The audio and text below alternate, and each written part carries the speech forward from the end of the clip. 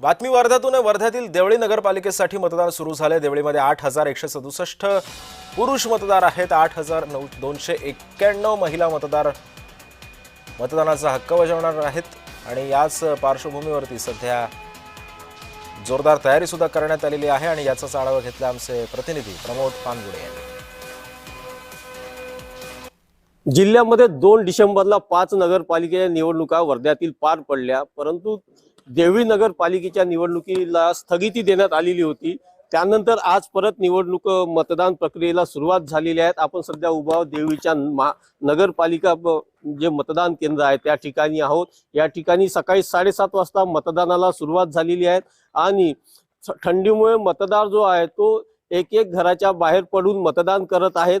या ठिकाणी 16,000 मतदार आहेत आणि ते आपला हक्क बजावणार आहेत। या ठिकाणी चुरशीची लढत होणार आहे।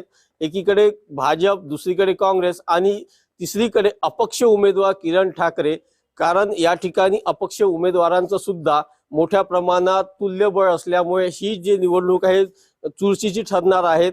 भाजपच्या ज्या शोभा तडस आहेत त्यांच्या प्रचारासाठी खुद्द मुख्यमंत्री देवेंद्र फडणवीस आलेले होते, तर अपक्ष उमेदवार किरण ठाकरे यांच्या प्रचारासाठी बच्चू कडू तर शेतकरी नेते रविकांत तुपकर हे सुद्धा या ठिकाणी प्रचाराला आलेले होते। तर काँग्रेसचे जे उमेदवार आहे यांच्या प्रचारासाठी यशोमती ठाकूर सुद्धा या देवळीमध्ये प्रचारासाठी आलेल्या होत्या। त्यामुळे ही निवडणूक जी आहे मोठ्या प्रमाणात प्रतिष्ठेची मानल्या जात आहे। तर या ठिकाणी भाजपचे माजी खासदार जे आहे रामदास तडस आणि आमदार राजेश बकाने यांच्यासाठी ही निवडणूक मोठ्या प्रतिष्ठेची ठरणार आहे। प्रमोद पानगुडे, जय महाराष्ट्र वृत्तवाहिनी, देवळी, वर्धा।